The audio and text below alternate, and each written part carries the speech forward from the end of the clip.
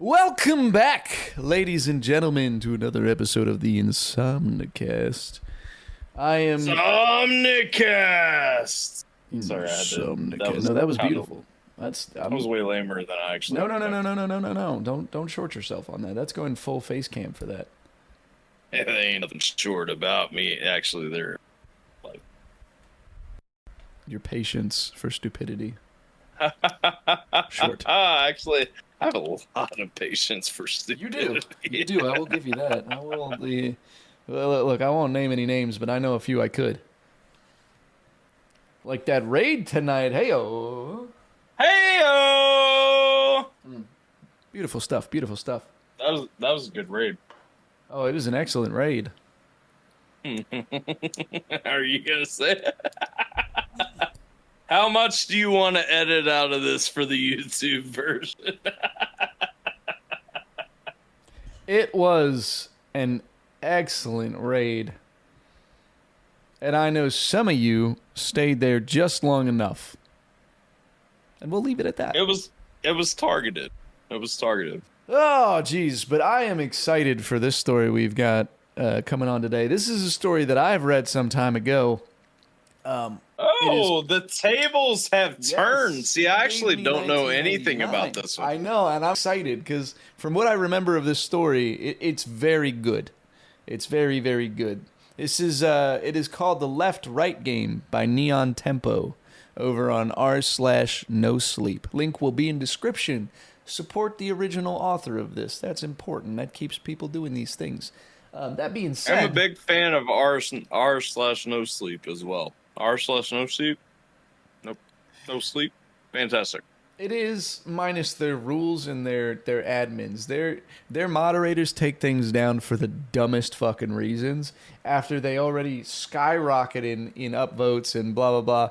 They'll be like, didn't follow this very minute rule, so no, commit unlife. I didn't realize that. Oh yeah, they're bad. I don't pay attention to Reddit in general enough to know that. I don't either anymore. So, well, literally my extent, because Reddit's like after my time. You know what I mean?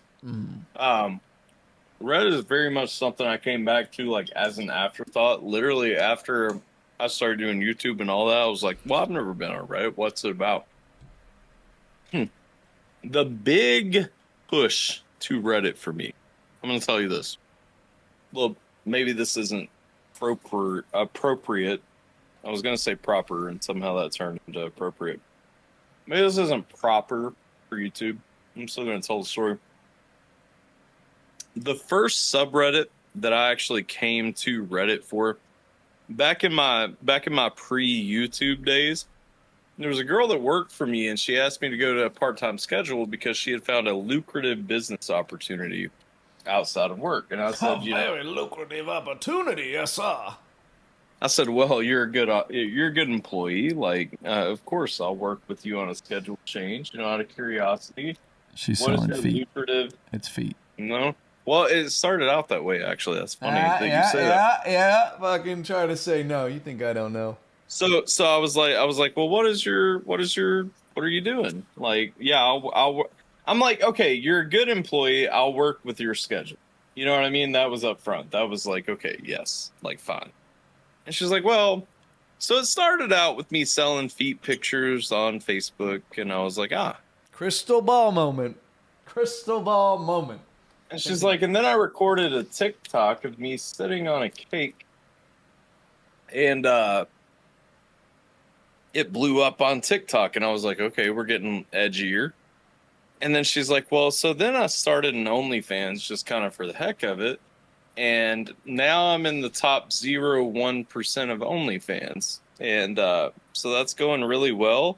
But I would still like to keep this job for tax purposes to show like legitimate employment. No. I mean, the source, maybe. But her personally, no. No, yeah, no. But that's a good goy that she is. Yeah. But so yeah. That was so anyway, how that connects, the first subreddit that I actually was a part of was I was like, okay, like I scoured the internet, couldn't find any leads. I was like, what in the fuck is she actually doing? Because like OnlyFans at that time was not huge, you know? Mm. And I was like, what in the fuck is actually going on? Finally found her subreddit, which led to her blowing up on OnlyFans, and there we go. Highly recommend it. Not going to tell you guys, what the subreddit is or her OnlyFans name, because she does actively fight for her anonymity, and I respect that because she has a husband and a kid, even though I don't, respect her vocation with a husband and a kid, I do respect her anonymity, and I hope that she recognizes that she should consider her family more, That ship has sailed, brother. Also, she definitely subscribes to everything I do online, so there is a 80% chance she's gonna watch this. On the note that I said there, here's the thing, because I do truly, the girl that I was talking about earlier, truly love her in my heart, have a lot of love for her as a human, and her husband. Honestly, really like that guy as well. Completely unrelated to anything that I knew or had going on. It took about 2 weeks for another millennial who was not me and I had not said a word to come to me and say, hey, do you know what I found on the internet? You never have true anonymity. Never. Especially if you're attractive enough to be in the top 1% of OnlyFans, you will never be able to post your tits online and not have them get noticed. That being said, gentlemen, do not give in to the temptation. All right, seek God, seek strength, and stay away from this goy slop. All right. So, also, fellas, if your girlfriend, fiance, wife, whatever, wants to have an OnlyFans, understand there are 2 options. She can accept that you, as her man in her life, says no, or she is for the streets and you throw her into them. Correct. If your wife, girlfriend, fiance, if that lady in your life has an OnlyFans and you're just like, but my dick's on it getting sucked, you're part of the problem. Yep. You're a fucking cuck. Yep. I was gonna say that. And it's no, it's not gonna work, bro. Yeah. It's sorry, not sorry. It just will not work. And you can try and convince yourself all you want, but it is what it is. You know deep down that it's not going to work. That's why it makes you so mad when this fat guy on the internet says it's not going to work, because you're like, it's not fucking work. It's fine. Sex is just a physical activity. It's the emotional aspect that I'm in the relationship for. Yeah. Keep telling yourself that. At the end of the day, in this situation, what I go back to, you know what my wife's not, or you know what my wife is doing right now? Sleeping? Yeah, she's sleeping. It doesn't matter. My answer is universally valid 24 hours a day. She's not DMing another man. She's not looking at another man's dick.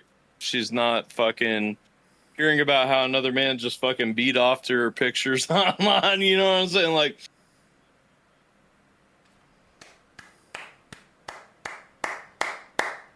I did not, until just now, unmute my microphone in my recording. That's okay, because I believe... Talk again? I have your mic fully recorded. Good. Because, okay, so here's the thing. It's actually going to work perfect for you for lining it up. Because I had your mic recording and not mine. Perfect. How about that, ladies and gentlemen? This is how it works. See, this is why we do the things we do, ladies and gentlemen. So if there is a failure, there's a backup always. All right? Can we also, before we get into this story, can we just take a moment and appreciate if you'll look over this direction. In fact, it's actually not over this direction because of the way that I'm going to do the editing. Who knows? I might crop this accordingly and have both of our cameras here. But if we'll take a look at this beautiful shirt my co-host Tyler is wearing, this right here is a bit of merchandise for On the Record. If you're not familiar with what On the Record is, well, ladies and gentlemen, boy, do I have an exciting bit of news for you. You see, every Thursday night at around 8 p.m., give or take Eastern Standard Time, you can find this gentleman over here reacting to homemade music, music you send in, and just general stuff you want to send in general.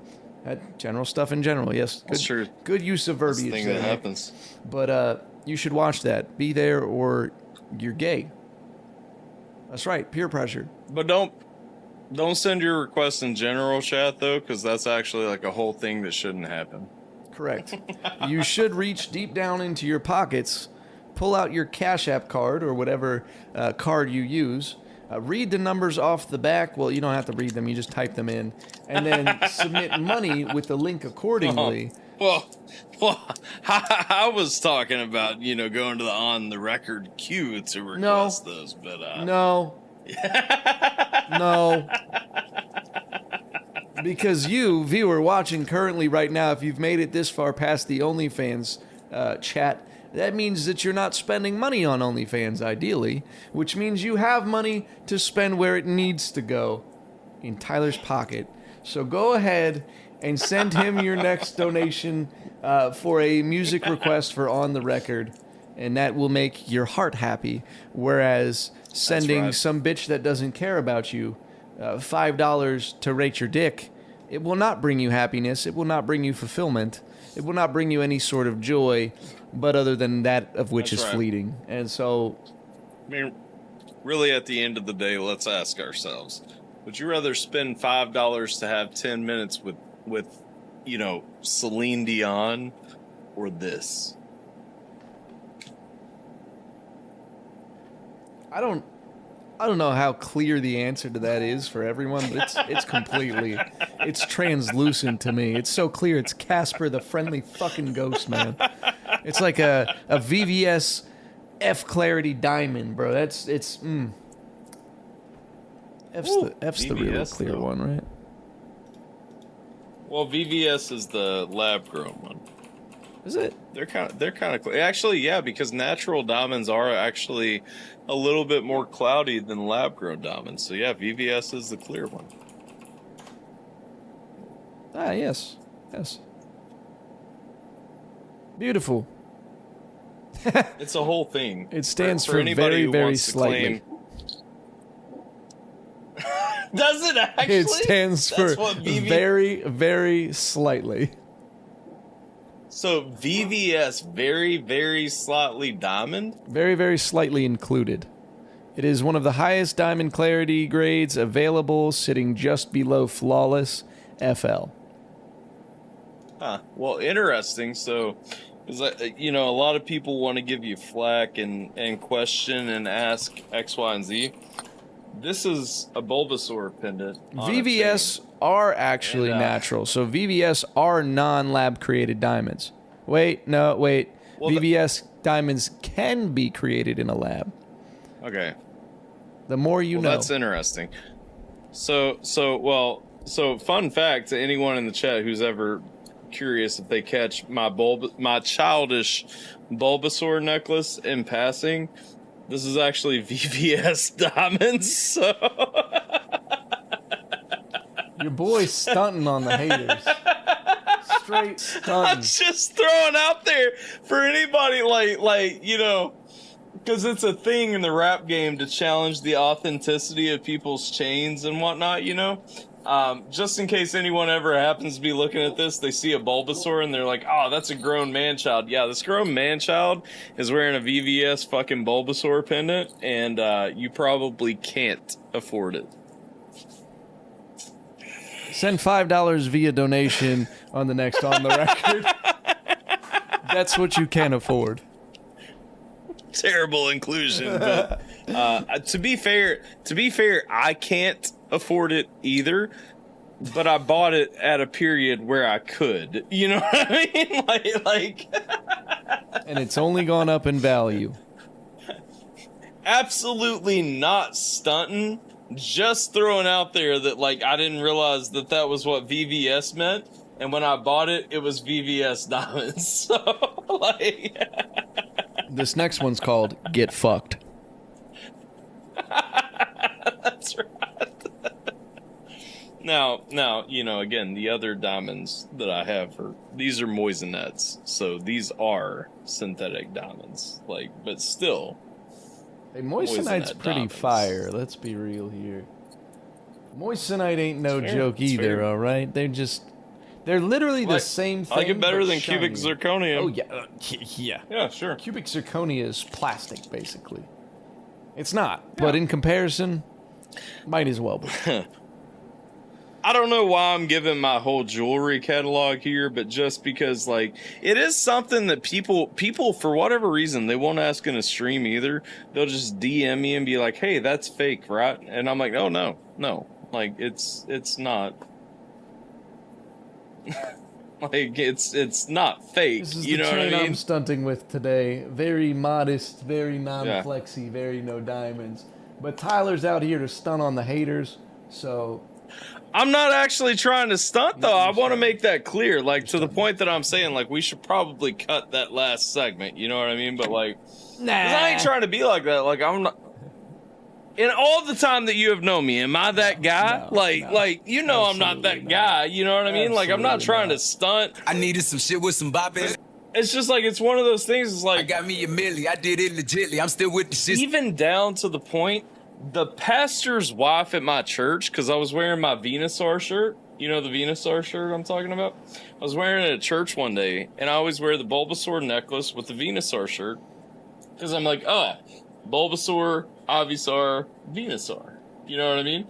The triage. And, yeah.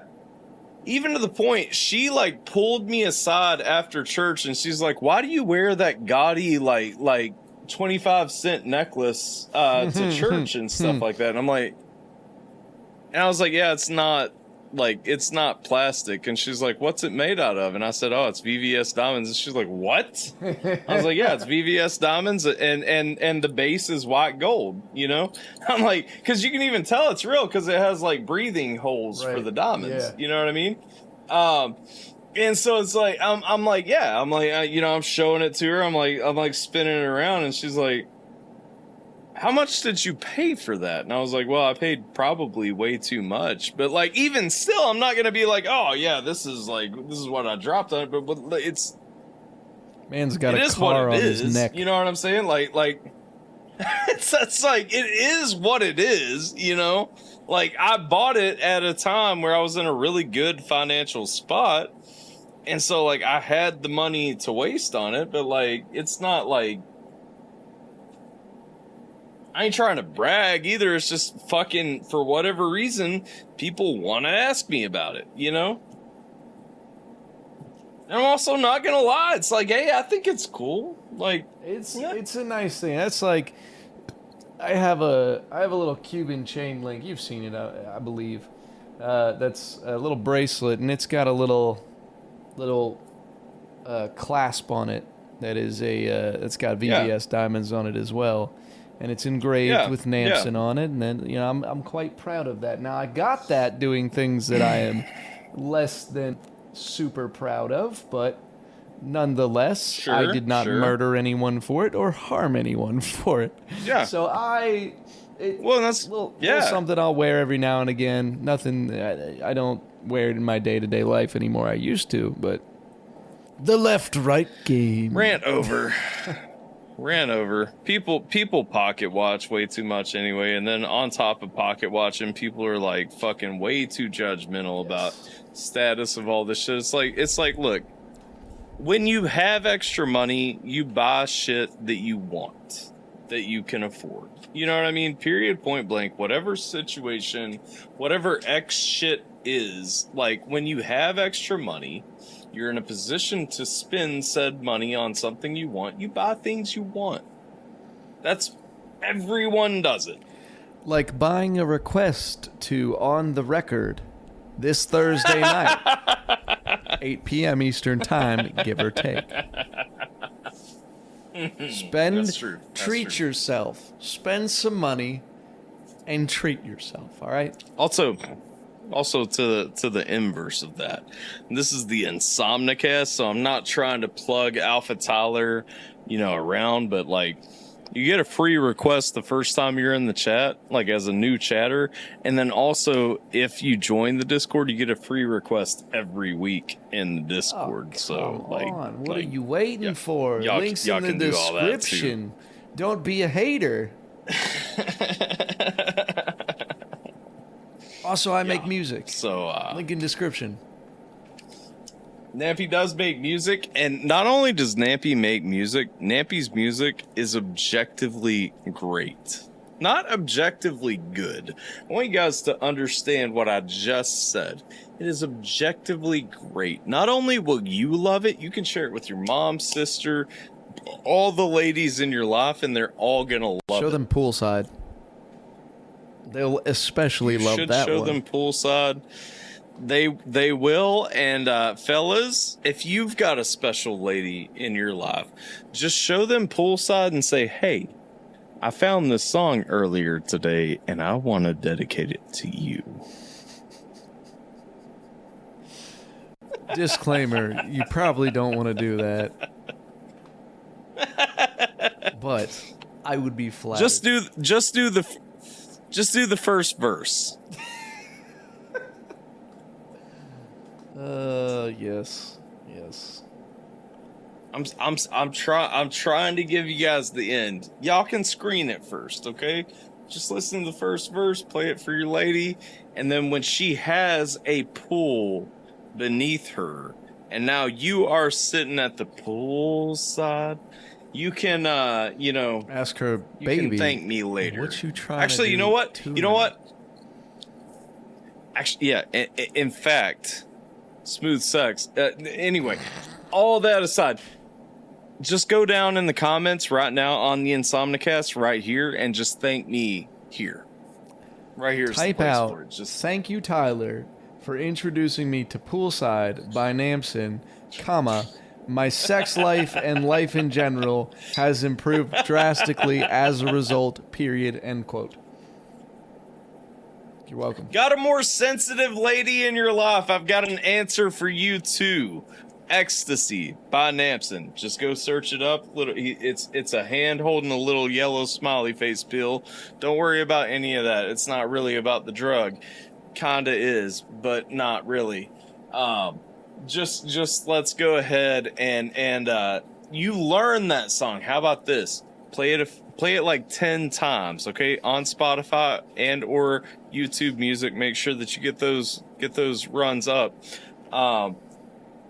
But then just go ahead, really feel the song, and then go up to your girl and say, "Baby girl, you're my ecstasy." Put your head. I came out.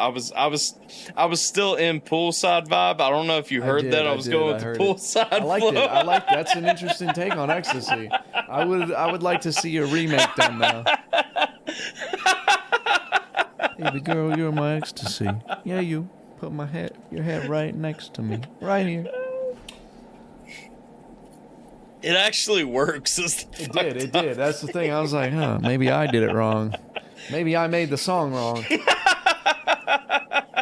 Should the entire album have been poolside themed? Maybe. Hindsight is 2020. I'm trying to picture human to the poolside beat. Trying to picture freaky fights to the poolside. That whole album's about a lot of fucking, pretty much. But also It's not. a good album, Also y'all. not. Supercharge it. Supercharge your love life. Go get Phases from Nampy. On You can stream it ThursdayNightRecords.com. on all platforms. I was about to say you can stream it on all platforms, or if you want the deluxe edition with a sticker and a poster, you can go over to ThursdayNightRecords.com and buy your ass a copy. Correct. Now that we've done 30 minutes of of some quality plugins, some quality information, some quality fatherly talk about not ruining your life on OnlyFans. The left to right game. Take left right game. Oh wait, I'm doing You're the doing the narration, brother. Narration. I'm going to be doing the voices for you, ladies and gentlemen, today, because we flipped for it. Yep. And fair is fair. I'm thinking last time I did the voices last time anyway, right? I can't be for sure. We did that two-parter, and I think I'm so lost. If you guys don't know, we have so many episodes like that we've already recorded at this point, and we don't actually know how they all lay out or the exact order they all come out in. So there's a little bit of chaos going on. Hey, we want to make sure that we're delivering quality content. correct. Okay? So bear with us. Promise we'll get a routine going at some point. Which in the will not so distant accelerate future. much quicker if you go down and click the Patreon link in the description and put in your life savings. And also buy a Crystal Ball t-shirt. Yes. Available on link in description. No. Just mouth this piece and then go back and voice over You it. can go ahead and buy your Crystal Ball t-shirt today over at Insomnicast.live, baby. That's right. You can buy it over on Insomnicast.live, baby. Yep. The visual, it's right here. This website right here. That's the We can one. Put the text in. I've got a nice dark shirt. It's going to be in like a white font, something really light that contrasts really well. Buy it there. before they're sold out. We're definitely not drop shipping them, although I think for legal reasons, we probably have to acknowledge that we likely are drop shipping them. Maybe. We'll see. I might put an investment in. We'll see. Depends on how saucy I'm feeling. 50-50. You may be getting something hand pressed. Maybe we'll even cut out the one that speaks negative about the other side in this process. You know what I'm saying? It's either drop shipped or it's not. But you'll get you a dope t-shirt either way. This t-shirt, for the record, came from Streamlabs through my merch shop that I can set up. Look at this. Even if it is drop shipped, it's super good. It's stretchy. It's resilient. Look at that. Beautiful. See? Look what I did right there. If you were buying that shit from Teespring, it would already, the graphic would already fell apart. It's true. I've seen it. All right, enough dilly dally. The left right game. Played left game. So before we get into this, I know this. I've read this. Yeah, set the story up. Set the story up. It sets itself up immediately here, but I'm curious as to do you have any thoughts based on the title?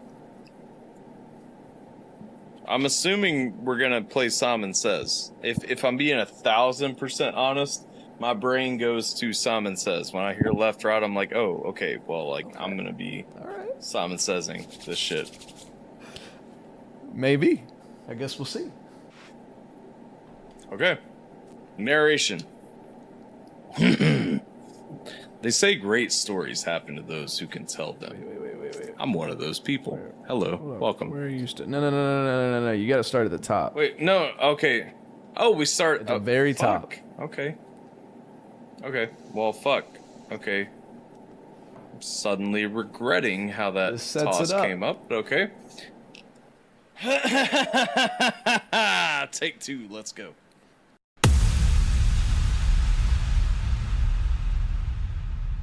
A few points before we start. Firstly, I am not the protagonist of this story. I just went to university with her. And though she went on to become a professional writer, I most certainly did not. She'll be taking over from me further down a little bit, but until then, please forgive my slightly awkward delivery while I give you guys the necessary context. Secondly, I don't know what you will make of the following events, and I'm sure many of you might consider it all to be some sort of hoax. I wasn't present for any of what transpired in Phoenix, Arizona, but I can vouch for the person who wrote the following logs. She is not, and has never been, a fantasist. Okay. So I once knew a girl called Alice Sharma. She was an undergrad at Edinburgh University, the same time I was. My educational poison was history. It's right up your alley. Okay. My educational poison was history, a degree which has greatly benefited my career as a bicycle repairman. Alex Sharma studied journalism, though perhaps studied isn't the word. It's not an exaggeration to say that she lived and breathed the subject. Editor-in-chief of the campus paper, recognizable voice of student radio, she was frustratingly tunnel-visioned, and she was a journalist in her own right before anyone gave her a professional shot. We met in student halls and became friends almost immediately. A meandering waster trying to stay off his parents' farm and an intrepid, ambitious reporter may not seem the most obvious pairing, but I learned not to question it. She was inspiring and smart, and she proofread all my essays. I'm not too sure what she saw in me. You got this. We were eventually flatmates down... British! British! I lovely! We were eventually flatmates down in London, where she chased her dream and I chased my tail. She got a few jobs here and there, but nothing really befitting of her skills. After a few months of fruitless internships and rejection, Alice called a flat meeting, telling us that she was moving to America, accepting a position chasing stories for National Public Radio. The job had come out of the blue, the result of a Hail Mary application she thought had been dismissed out of hand. We threw her a bittersweet going-away party and put the room up for rent. That party was the last time I saw Alice Sharma. She dropped out of contact a few months after her departure. Complete radio silence. I assumed that she was just busy, so I carried on with my small but happy life and waited for her to pop up on television with some important words below her name. Chief correspondent. Senior analyst. Something like that. The radio silence was broken last week, and for reasons you'll glean further down, I'm less happy about it than I would have thought. Arriving home from work, I found a lone email in my otherwise bare inbox. An email that would later be described as suspicious by my tech literate friends. Bro's about to get Despite his being born in the stolen. early 100%, he got this whole thing falls down to he got fished. Gotta redeem some gift cards. Period, point blank, wrap it up, go home. Yep. Despite being born in the early 90s, I did not own a computer until university, and missed several important lessons in the world of cyberspace. Lessons like, don't call it cyberspace, of course, and more importantly, don't open emails with no text, no subject, and no sender's address. I realize most of you would have deleted this anonymous blank email immediately. My friends certainly would have. But beyond my basic ignorance about online safety, something further compelled me to open it. The only thing of substance in the entire message was a zipped folder labeled left, right, AS. I don't have to explain what I was hoping those final initials stood for. Opening the zipped folder, I found myself staring at a stack of text files. Each one was titled with the date continuing sequentially from the very earliest file, 7/2/2017. To any Americans in the room, this is the 7th of February, British! of 2017. British as fuck! Listen. Side tangent, literally just a few seconds. The military has the only dating style that people ever need to use. I save all my files this way, and I promise it works. Year, month, day. If you go this file source, no dots, nothing else. So right now, we would do 20260701 as the beginning of the file type. You are never going to be confused. It will save in order every single time, and your life is now better. Fuck the British way, fuck the American way. That's the way. Rant complete. Puts glasses back on. Now that we can continue. I've since read the files a few times and shown them to some friends. They don't know what to make of it either, but they certainly aren't as confused as me. Oh, they certainly aren't as concerned as me. They think Alice is just in a creative writing phase, and if I didn't know her, I'd have to agree. But the thing is, I do know her. Alice Sharma only cares about the truth, and if that's the case with these files, insane as it may sound, then it's very possible my friend has documented her own disappearance. The people who suggested this forum said you discuss strange occurrences, etc. If you guys have come across anything to do with the below or know any of the people involved, then please send any information my way. Has anyone here heard of the left-right game? Dude, so just off of that line, bro, I get fucking little goosebumps popping up, man. My friend has documented her own disappearance. Like, what a crazy fucking line that is. Well, I'm also thinking about it in the context of you've come to our no sleep because you know what our no sleep is. You know what I mean? And so, hey, guys, has anyone heard of this thing? Like trying to be lighthearted, trying to be chill, you know what I mean? But I need to know, you know? Yeah, man, it's a very interesting setup, and it's an even more interesting story. I'm excited to see your reaction as we progress through this. Okay, let's roll. We ready to go? Let's get it. After our little hyperlinks? prologue. Okay. 7/2/2017. They say great stories happen to those who can tell them. Robert J. Guthard is an exception to that rule. Also, real quick. As I sit at his... Real quick, so we are officially now reading this from Alice's perspective. So this is what... Oh! Yes. So as we were reading above, that the friend, he's not a good storyteller. He is putting in the parts that he was sent. So part 1, 2, 3, all the way through 10. These are the files he was sent from Alice. Huh. Okay. Who went over to America to work for NPR. Okay. They say great stories happen to those who can tell them. You can Robert narrate J. it normally Guthard. if you want to. I can't. It's her. All right. Maybe not that voice.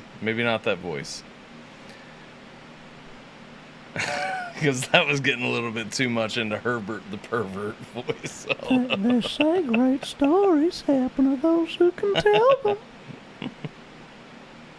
Okay, let's see. They say great stories happen to those who can tell them. Robert J. Guthard is an exception to that rule. As I sit at his table, sip his coffee, and listen to him recount the past 65 years, it sounds like he's reading off a shopping list. Every event, his first job, his second wedding, his third divorce, none of them received more than 1 or 2 sentences. Rob plows through the years. The dispassionate curator of his own personal history. Yet the story itself is so fascinating, so rich with moments, so wildly wandering, that it somehow stands on its own merit. It's a great story, no matter how you tell it. By the time Rob was 21, he'd gotten married. He'd had a son, worked as a farmer, a mover, a boat engineer, and grown estranged from his spouse. Here's him talking about that.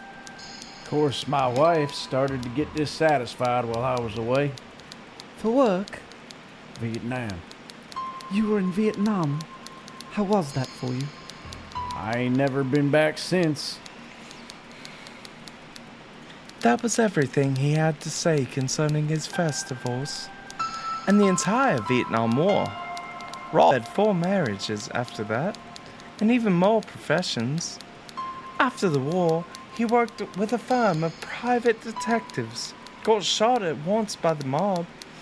Then he became a courtier, which is how a poor farm boy from Alabama got to see the world. I've been to most continents with that job. I've been to India. You from India? My mum and my dad are from India, yeah? See, I could tell. He'd been arrested once in Singapore after one of his packages had been found to be full of white powder. He spent 3 days locked up before someone got around to checking the substance. It was chalk. A friend he made during his brief custody, Hiroji Sato, invited Rob to stay with him in Japan.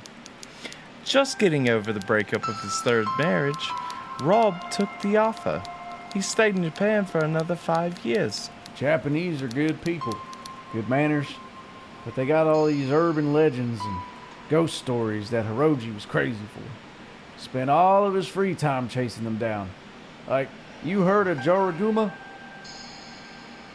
I don't think so. Well, she's this spider lady, lives in the falls, the Joro Falls round Izu. Meant to be real pretty, but real dangerous. Hiroji took us out there to get a picture of her. Did you ever get to meet Jaraguma? Nah, she didn't show. None of them did.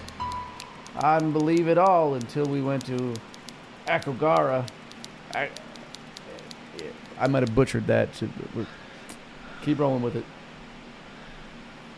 Akogara, affectionately titled the Suicide Forest. The next stop on Rob's adventure. It's an area of woodland at the base of Mount Fuji, a notorious hotspot for young people looking to take their own lives. Hiroji, Rob's ghost-obsessed jailmate turned best friend, took him to Akagori to chase Yurei, the ghosts of the forest. I love it that we're butchering this name every single time. It's a different pronunciation every time. Bear with us, native Japanese speakers and fans of the culture. Did you find... Guys, look, I lived in Kyoto for a little while. I lived in Osaka, Kansai, near Kyoto. Never encountered this name. I promise. I love your people. I love your culture. I don't love this name. Hold on. We have Google. It's too late. It's too late. Aokigara. Aokigara. Okay. You take the lead. Okay, perfect. Did you find anything in Aokigara? Well, I ain't gonna ask you to believe me, but I was a PI, professional cynic. Even I can't deny there was a spirit in those woods. From that moment on, Rob's sentences started getting longer. A childlike excitement creeps into his voice. I get the distinct feeling we're moving beyond background, beyond Rob Gothard's old life, and toward his new one, the one he wants to talk about, the one that led him to contact the show. Walked up to me through the trees. Looked like static you see on a TV screen, but it had a human shape almost. Almost? It was missing an arm. It reached out to me, but I bolted out of that forest so fast, Roji never saw it. Holds it against me to this day. Hiroji had a good reason to be annoyed. Rob says that Mr. Sato had been going to the forest 2 or 3 times per year for 3 decades. To have a rookie come along and claim to have seen a Yorai on his first trip? It'd be more than a little cranky. But Rob didn't stay a rookie for long. In fact, it was in those woods that he discovered his current passion, the supernatural, or more accurately, the documentation and investigation of urban legends. Legends like Bloody Mary, the Jersey Devil, Sasquatch. Rob has looked into them all. Figured if one was true, then who knows how many others could be. How many have you proven so far? Since Aokigara, ain't none of them had any proof to them. Except for one. So I called you guys up. At this point, Rob can't hope to repress his smile. The left-right game appeared on a paranormal message board in 2016. Only a few people frequently visited the forum, and of those regulars, only Rob took an interest in the post. The whole thing had a level of detail you don't see in other stories. What details grabbed your attention? What details grabbed your interest? Logs, high-quality pictures. The guy documented everything. Said he wasn't going to play the game anymore. I think he wanted somebody to keep investigating. And you were that somebody. That's right. Set about trying to verify his information right away. And how'd it go? Well, it didn't take long to realize the left-right game is a real thing. The rules of the left-right game are simple. Get in your car and take a drive. Take a left when the next possible road on... Take a left, then the next possible road on the right, then the next possible left. Repeat the process ad infinitum until you wind up somewhere new. The rules are easy to understand, but Rob says they're not so easy to follow. So, not so much Simon Says. What are you thinking at this point right now? Okay. I mean, well, it's A little bit. Okay. I'm curious. Honestly, I'm kind of like, what would happen if I played that game Right? at my house? It's enticing. Like It sounds so Yeah. simple, and it sounds like something that where you're like, on a free day, I might just go hop in my car and make a couple turns. It's the somewhere new part that hits. You know what I mean? Like, because if I think about every way this can go, eventually I'm gonna end up somewhere new. But it is interesting because at a certain point, it all ends up being in a certain direction. Depending on how your vehicle is originally oriented, it ends up being strictly a northwest, northeast, east, southeast, south, southwest, or west journey. You know what I mean? It's So, yeah. Somewhere new is a very interesting way of phrasing it, because this could be interpreted any way, really. Like, you just keep going till you get a place, a town you've never been to, a place, a monument, a park, or any number of things. It's a rather interesting thing for it to be equated to it being paranormal. Yep. No, I feel you. Right. I feel you. There ain't all that many roads where you can turn left and right and keep going. Most of the time you find yourself at a dead end or needing to turn in the wrong direction. Phoenix is built in a grid system, so you can keep going left and right as long as you need to. Did you move to Phoenix for the left-right game? That's right. I try not to seem incredulous. Selling your house in another state, packing up and moving your whole life to Phoenix, Arizona, just to play a game you saw on the internet? It just seems like insanity. Rob smiles as he reads my expression. I can clearly read his expression too. You'll see, it says. Just wait. I wouldn't have to wait long. Included within the 9-page submission Rob sent our show was a long list of suggested items the chosen reporter should bring along with them. Clothes for 3 days, a pocket knife, matches, bandages. There was also a set of qualifications the reporter should have.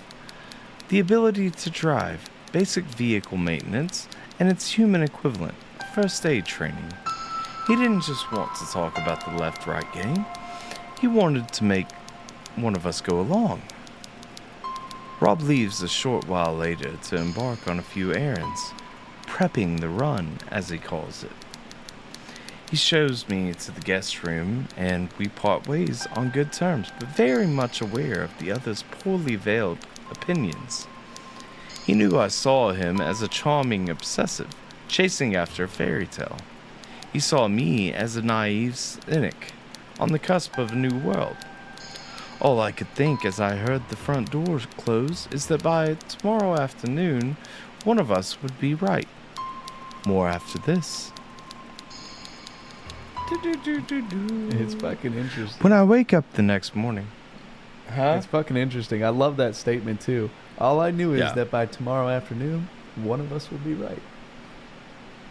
Yeah. And what an interesting thing Well- to invite a reporter along to say, I will have proof of something, and you'll. Yeah, sure. I mean, that's putting your balls out. That's Yeah. saying like, hey, this is real. You know what I mean? Also, apologies to anybody watching this. I definitely keep creeping between British and Australian, and really struggling with that. I personally But, think if you you know- want to do normal narration, no one's gonna fault you for it. If you want to keep up the Australian, No. We're locked in. I just got to get more into bacon sounding like beer can. Mike.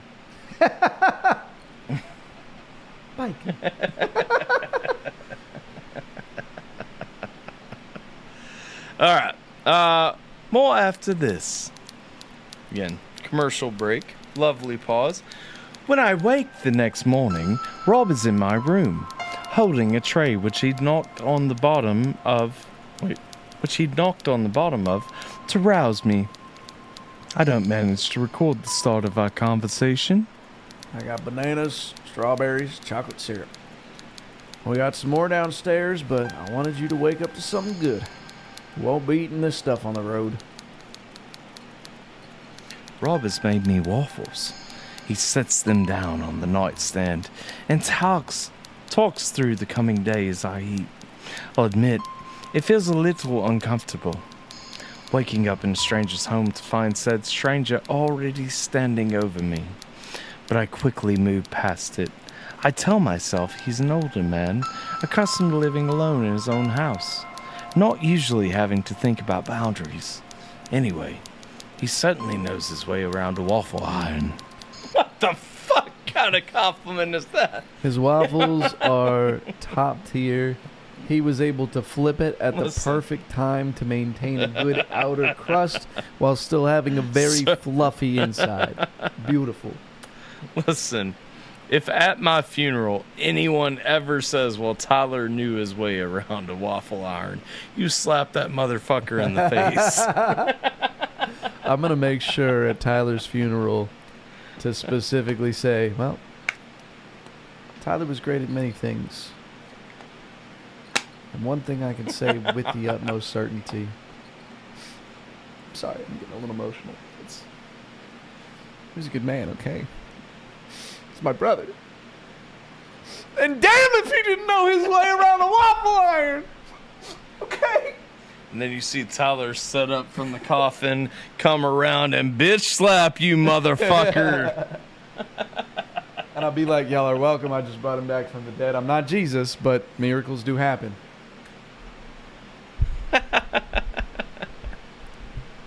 We hit the road at 9. Ugh. I wanted to give you time to get ready before everyone shows up. There are other people coming. We got a 5-car convoy on the road today. They'll be here in an hour. How about that? We got a whole ass convoy. So we're running shit. Okay, this shit's legit It too. is. So again, going back to your context, saying, okay, like, yeah, send a reporter with me, but also it's like, okay, not only is the reporter coming, but I got motherfuckers coming. Like, nah, this is real as fuck. You know what I mean? Now, is it real or is he putting on a show? We'll see. We'll see. This is the first I've heard of a convoy, and to be honest, I'm surprised. The game is Rob's obsession, and I'm here at his request. The idea that anyone else would have an interest in today's drive is a little perplexing. Half an hour later, sated, showered, and dressed in functional clothing Rob had so painstaking. Did you just say Half an hour functional? later... yeah, I got all off on that.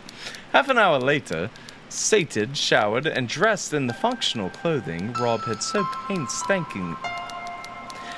painstakingly outlined, I take my pack out to the porch. Rob's already there, waiting for his associates to show up. I thought you'd be conducting a few more errands. If you ain't prepared by morning, you ain't prepared. Oh, if you ain't by oh my gosh. If you ain't prepared by morning of, you ain't prepared. Okay, I guess that's fair. Oh, Rob, is the garage locked? Inside the inside door won't budge, and I wanted to make up the car. Yeah, it's locked. I'll open it up for you. Thank you. In fact, it's about time I wheeled her out. Fair warning, Miss Sharma. She's a thing of beauty. To Rob Gothard, beauty took the form of a dark green Jeep Wrangler. Rob climbs in and lets it roll out of the garage. Hell yeah! That's right, British. Hold up, let me shift the narration. To Rob Gothard, beauty took the form of a dark green Jeep Wrangler. Rob climbs in and lets it roll out of the garage, where it dominates every inch of the driveway. The car is large, 4 doors with a roof enclosing the entire compartment. It's also been modified extensively, yet another example of Rob's dedication to the game. I apologize to any of our overseas viewers currently watching this. I promise you, it doesn't get better. What are you thinking? I think you're too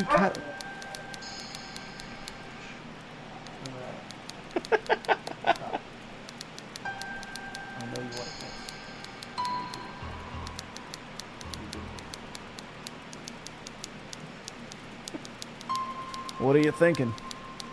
I think you're 2 caterpillar treads short of driving a tank. Yeah, I fixed her up good. Put the winch in, heavy-duty tires, the light rig on top is LEDs. They'll make midnight look like noon. They don't hardly use any power. Aren't Jeeps open top usually? Not all. This is the Unlimited. I like to have a covered car when I head out on the road. I climb in and stow me pack. Rob had removed the back seats to afford more storage space. The place is packed to the brim. Jerry cans of gasoline, barrels of water, rope, snacks, and his own neatly packed set of clothes. I wonder if the rest of our convoy would take the game so seriously. We got Apollo coming up in 10 minutes. No one else has given me a time. I set the schedule weeks ago. This always happens. His name's Apollo. That's his call sign. Apollo Creed, I think he said. Huh. Why are you using call signs? Did I not tell you? Oh, yeah. We're going to use call signs on the road, keep communication clear. What's your call sign? Ferryman. What's my call sign? Thought about it. I was thinking London. You're from London, right? I'm from Bristol. Bristol? That's fine, I guess. It's less than 10 minutes before Apollo turns the corner. Rob jumps out of his chair and paces briskly over to the edge of his property as his first guest pulls up and steps onto the sidewalk. Apollo vaguely resembles his namesake. Dark-skinned, tall, and noticeably well-built, though it's clear he couldn't be less of a fighter. This Apollo Creed is all smiles and seems to have a penchant for laughing at his own jokes. How far have you come?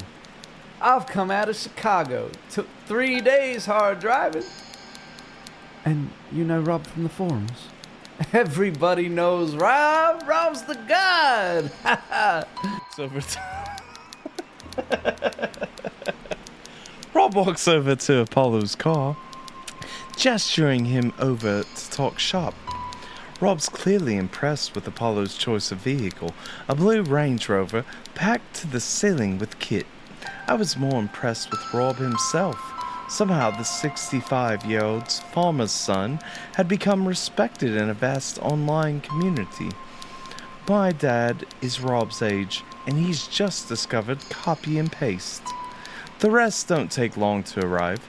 2 Minnesotan librarians, also around Rob's age, pull in a grey Ford Focus. They're brother and sister, and they've shared ghost hunting as a hobby their entire lives. I find it hard to suppress a smile when they meekly introduce themselves as Bonnie and Clyde. We would have gotten here sooner, but we had to drop by to get some blankets. Pleasure to meet you, ma'am. Pleasure to meet you, too. Would you be the journalist? That's right. You used to write for the town paper, didn't ya? He's talking to his sister there. She nods. Clyde is clearly the spokesperson for the pair, yet they both seem incredibly shy. Whether they admire the famous outlaws or just the name, it's pretty clear they couldn't be more different from the real thing. Next to show up are Lilith and Eve, English literature students at New York University and proprietors of the YouTube channel Paranormicon. Unlike Bonnie and Clyde, Lilith and Eve have no issue having a conversation. As soon as they learn who I am and what I do for a living, they attempt to conscript me for an expedition to Roswell. We have one friend there. He's been seeing some... He's a seismologist. Yeah, and he's been recording readings all over the years that show subterranean movements. Oh, shit. Hold on. Yeah, and he's been recording readings... No, it's better that way. Subterranean movement. Yeah, and he's been recording readings over the years that showed subterranean movement, predictable movement. We're gonna see him in July, but we can work it around you if you're free. I'll have to check my schedule. Oh, wait, I'll have to check my schedule. Okay, let me give you my email. They quickly hurry off to film an intro for their latest video, featuring a quick interview with Rob, who seems pretty welcoming of the attention. The last two calls arrive within a few seconds of each other. A lithe, strong-willed older lady who goes by Blue Jay, and a younger man going by the call sign Ace. Blue Jay has arrived in a grey Ford Explorer. Ace, much to Rob's annoyance, has arrived in a Porsche. Did you think that's gonna help you on the road? I didn't write that. It's my car. What am I meant to do? It's my car. You didn't read my itinerary. You got nothing packed in there. I did read it, sir. Okay, calm down. I have a bag. I won't ask you for anything. Well, I know that's true. Ace and Rob were off to a bad start. Ace takes a phone call, and despite my best efforts to get an interview with Blue Jay, she doesn't seem interested in talking to a journalist. I like to think... With 5 calls and 7... I like to think that Ace is just like, this is the Pussmobile, bro. She's gonna hop in here. Anything happens to her car, who do you think she's gonna want to ride with, bro? She's trying to hop in the Pussmobile. Come on, it's a Porsche. Yep. This thing's got a turboed engine, man. What else do you need? With 5 cars and 7 travelers waiting for a green light, Rob hands out radios and charging packs, then launches into a quick safety briefing. Wear seatbelts, stay in position, communicate clearly and often. It's at this moment I start to feel a little dismay. I like Rob, and clearly so does everyone else. He'd convinced all of them to drive across the country to join him in this game. I start to worry about what will happen in a likely event that the whole thing isn't real. Would Rob lose the respect of his peers? Would he accept failure when it comes? After seeing the effort he's put into these runs, the next few hours have the potential to be wildly uncomfortable. With a smile and a few encouraging words, Rob ends his briefing and beckons me over to the Wrangler. I clamber inside and make myself as comfortable as possible. You ready for this, Bristol? I'm ready. Okay then, let's hit the road. The Wrangler pulls out of the driveway and the convoy follows in order of arrival. Apollo, Bonnie and Clyde, Lilith and Eve, Blue Jay, and Ace keep a steady pace behind us as we come up to the first corner. Rob slowly and deliberately turns left, checking the others in his rear view mirror. He looks back to the road as Ace's Porsche completes the first turn of the game. Shortly afterward, Apollo checks in on the CB radio. This is Apollo the ferryman. How many more to go, Rob? As many as it takes. I can tell that Rob wanted to reserve the radio for something other than Apollo's quips, but he seemed to like Apollo enough to let it slide. I'm not sure Ace would have received the same treatment. We take the next right, then another left, now safely assured that everyone's following correctly. Rob speaks my thoughts aloud. You're wondering the same thing Apollo is. What do you mean? You're wondering how many turns we're going to take before we hit some wall or something. Before you find out, this is all just a story. Does that disappoint you? I'd be disappointed if you weren't thinking something like that. Now, we're on the road. Gotta say something, you gotta listen to it. Okay. We're coming up to a tunnel soon. Anytime before we reach it, you can get out. Walk in any direction you like, and you won't be in the game no more. Once we go through, you gotta retrace the route we took to get yourself back out of the tunnel. That's when you're home.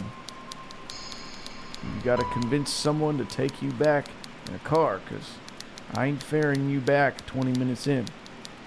You got to the tunnel to skip out on this. Understand? I understand. Though, I have to say, I'm getting a little nervous. Ain't nothing wrong with a little nervous. We've taken 23 turns by this point. Already, I feel like we're traversing the cities pretty efficiently. Rob's heavily modified Wrangler solicits a few impressed glances from nearby passersby, as well as several honks of respect from other Jeep drivers. Other than those few moments, everything seems completely indistinguishable from a regular morning drive. I even start to worry if there'll be anything at all for this story. Reporter takes drive with interesting man isn't exactly Pulitzer-worthy. Turn 33 leads us onto a short, unassuming street. A row of small businesses in a quiet Phoenician neighborhood. Liquor, secondhand clothing, tools, and at the end of the street, a little shop selling antique mirrors. 10 or so people shuffle along the sidewalk, smiling, talking, planning their weekends. The only lone person is a young woman in a gray coat. I briefly glimpse her at the end of the street standing on our next corner. The back of her coat reflected in 50 old mirrors. Even from a distance, I can see that she's sullen, wide-eyed, and nervous. She shifts constantly on her feet, tugging at the button of her coat. I look away to write some notes as we roll down the street. When I look up again, the woman is standing by my window, staring right at me. She's smiling, an open, wide, unfaltering grin that seems almost offensive in its complete insincerity. Lambs at the gate! hoping for something better than clover when all they find are things worse than slaughter. What's happening? Ignore her. He wanted to leave me, so I cut him out. The lake was hungry. He drank the wound clean. Miss, are you all right? The smile vanishes. It snaps from her face, and suddenly the woman is furious. What do you think you're doing? Have you gone mad? I reflexively press myself in the chair as the woman, wild-eyed and gaunt, slams her fist against my window, with every intent of breaking through. Would you dance down the lion's tongue? It will shred you, you whore! It will shred you down to your sins, you fucking bastard! Rob puts his foot down, and the Wrangler rolls defiantly away from the woman. As we turn the corner, I watch as she retches, her every movement cradled in abject hysteria. She yells despairingly at the rest of the convoy, bursting into tears when the last car passes her by. As she shrinks into the rearview mirror, I see her turn to a large mirror on the side of the shop, which the owner is in the process of polishing. I watch as she walks up to it, and with a convulsant scream, slams her head into the glass. The mirror cracks around her forehead. The owner jumps back in shock, and as the woman pulls her head from the mirror's surface, the fractured spider's web is dripping red. It all happens in a split second, and she quickly swerves from my view as we take the next left. Rob? What was that? She's there sometimes. On that street. On the 34th turn. Who is she? I don't know. She's never acted out that much before. Must be a special trip. I find Rob's lack of concern a little unpleasant. His implication that this woman's ravings were the symptom of an internet game leaves me more than a little perturbed. As I see it, there are a few explanations for what just happened, and none of them lead to a comforting conclusion. If we had just encountered a bona fide crazy person, then one could argue that Rob is just seeing what he wants to see. Maybe he'd bought into the game's story so much that every strange but explainable occurrence would be rationalized as the next step in his favorite paranormal narrative. Alternatively, the woman could have been an actor. More elaborate theory, sure, but not unheard of. People have lied to the show before, and Rob was receiving a ton of publicity for his attempt from Lilith, Eve, and I. I admit, Rob didn't seem like a liar, but good liars never do. There is a third alternative, however. An alternative which, if you put logic aside, explains the all-troubling little details that I couldn't help but notice. Because, as strange as the grey woman was, isn't it stranger that no one on the street would react? I couldn't recall a single glance in her direction by anyone on the sidewalk. Perhaps that theory falls apart when you consider the shock on the mirror seller's face, but when I think about it, he only reacted once the mirror shattered. Even then, I feel like his attention was on the mirror itself. The radio crackles. Lilith to Bristol. Sarah. Eve. Got that on camera? Do you have audio? I think it picked her up. My goodness. That was so weird. Can you send us the file when we stop? Can you ask Ferryman when we're stopping? When's our stopping point? For them, about 30 minutes. For you, well, you tell me. Comes out a burp there. Rob turns off a busy street just before a large intersection onto a much quieter stretch of a two-lane road.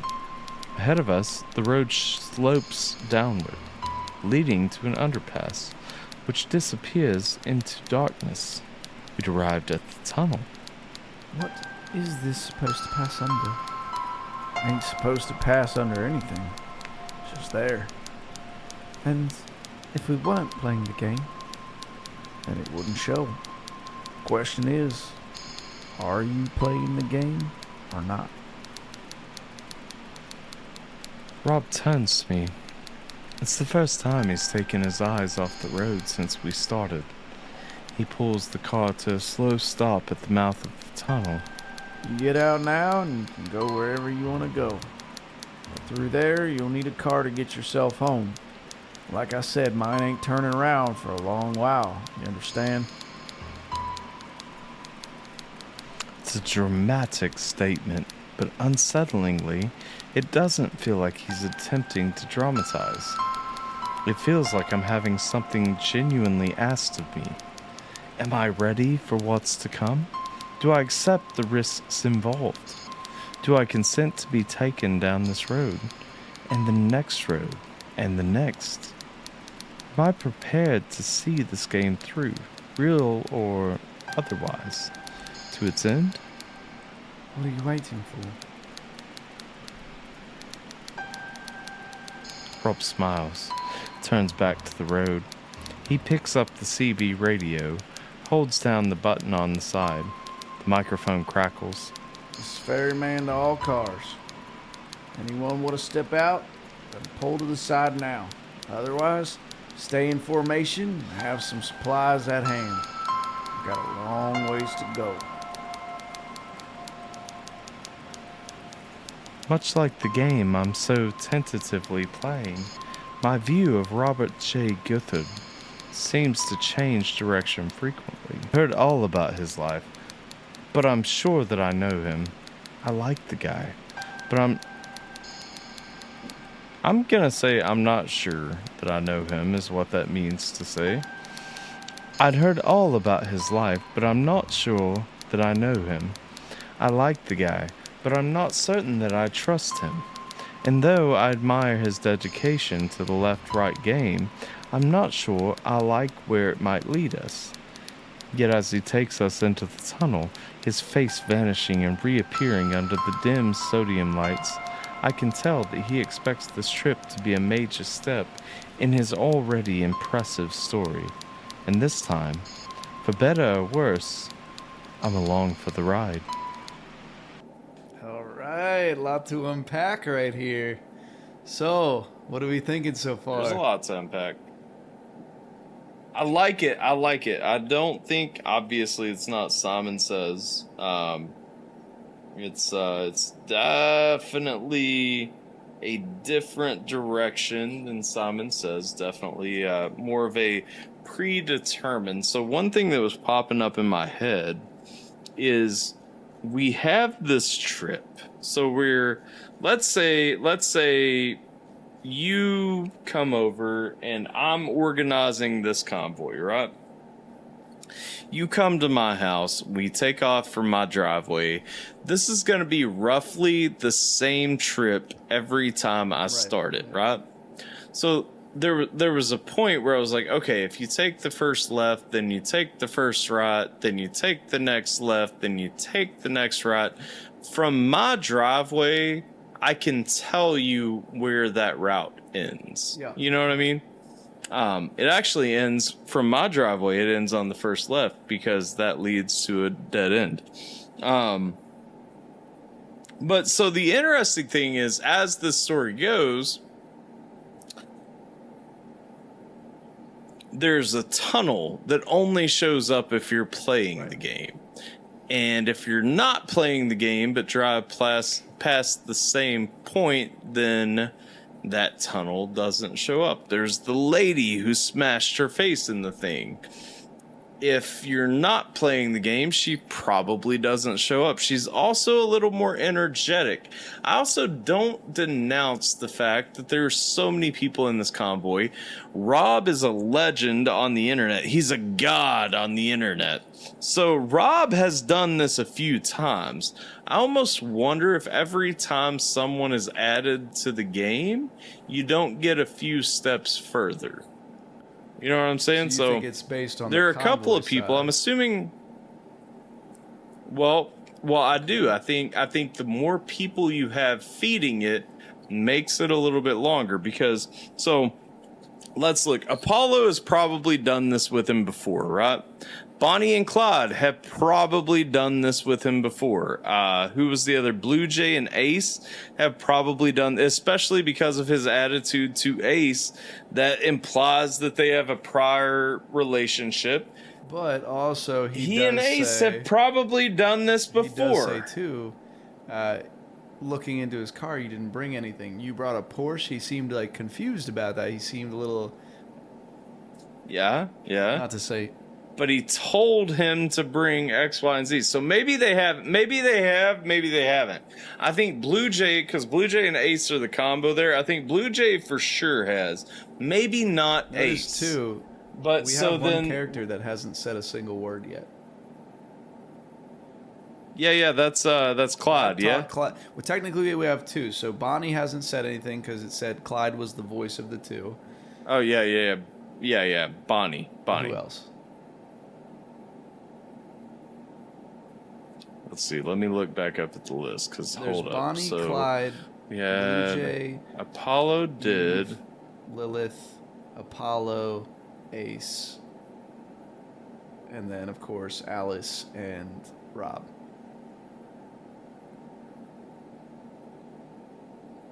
So who hasn't? Blue Jay hasn't spoken a word. Blue Jay hasn't spoken yet.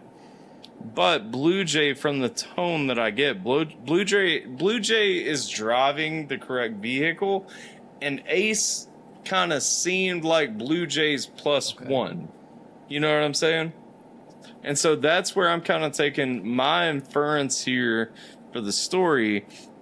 They all kind of brought a couple of extra people to kind of get, you know, a little bit further into the game because, okay, undeniably, Rob and Apollo have history because Apollo gave a little insight into that, right? Yeah.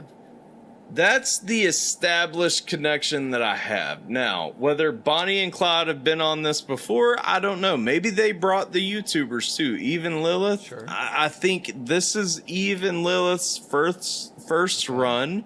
Maybe they're each the +1 to Bonnie and Clyde to get a little bit further. Maybe everybody on this trip has a +1. Blue Jay has been here before. Ace is her +1, so on and so forth.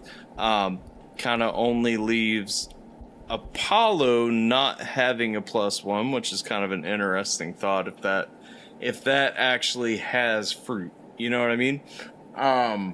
Interesting thoughts.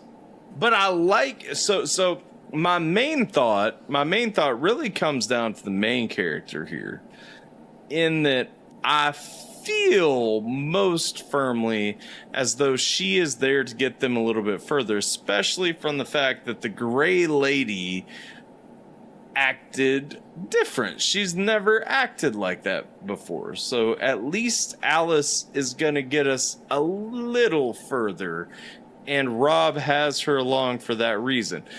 What really ties it in is so Alice is doing mainstream journalism. We also have even Lilith feel like the wild card here to me, in that I know that it's their first time they're doing online journalism, paranormal videos, whatever.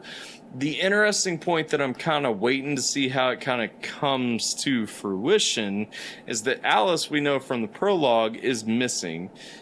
What becomes of Alice, of Eve and Lilith? I mean, Interesting. What's going on with them at the end of this? Where do they turn out? Because do they end up being a lead in one of the later parts? Do they turn around, find a ride back home, whatever? Or are they also along for this? Is it feeding the energy of the game? This is my precursory view and extrapolation. I'm not ready to really settle on a theory. Besides saying that, yes, my initial theory about left-right game being Simon Says is clearly wrong. But that's where I'm at. that's where I'm at. I am noticing with the vehicles, we got a Terrain, we got a Wrangler, we got the Wrangler, especially key details in the story talk about the Wrangler being fixed up specifically in a Jeeper manner, which means it's ready to see some shit. Interesting if you're sticking to highways, taking lefts and rights, that you're gonna see some shit. You know what I mean? We're taking every available left and right turn. Yeah. And that's the thing. That's kind of the... Now, you can't do that where I live, but, Which is why he specifically packed up all of his things and sold his house, sold everything, and moved to the grid system. He says, you can do this easily in Phoenix because it's on a grid system. Yeah. Now, how do you feel about the gray woman? Sure. I mean, so nobody else saw her. I do buy into that. Nobody outside the convoy saw her. I think it's important that she was before the tunnel because she is letting people know, hey, the tunnel is coming up. So she's almost like the step one. And then we get to the step two, which is the tunnel, at which point you are in the game. You know what I mean? Now, so she's like the harbinger of the game. Now notice how he said too, she's there sometimes. Yeah. I did catch that, and I would almost wonder, so she's there sometimes kind of hit 2 points for me. Is she only not there when you're not playing the game? Is she not there when you're not going to get further in the game? That is an interesting detail. I caught that. She also shows up... But she acted... Well, I was going to say... She acted particularly interesting today. Which, if she only shows up when you're going to play the game, and she was acting particularly interesting today, then the game is going to, by logic, be particularly interesting today. He said we must be in for a good one or something to that avail, right? And she shows up in a very specific spot, too, Rob said. The 34th turn. Catch up to... Very interesting things. Oh, that. Now, did you want... So when that came off, that kind of caught me off guard, because I thought when he initially said if you don't want to play the game, it would be like the 20-something. So when the part with the gray lady came up, I was like, and he was like, okay, well, she shows up at the 34th turn. I'm like, aren't we already in the game at this point then? But I think I may have added that into my headcanon. No, because I think I do remember something about 20.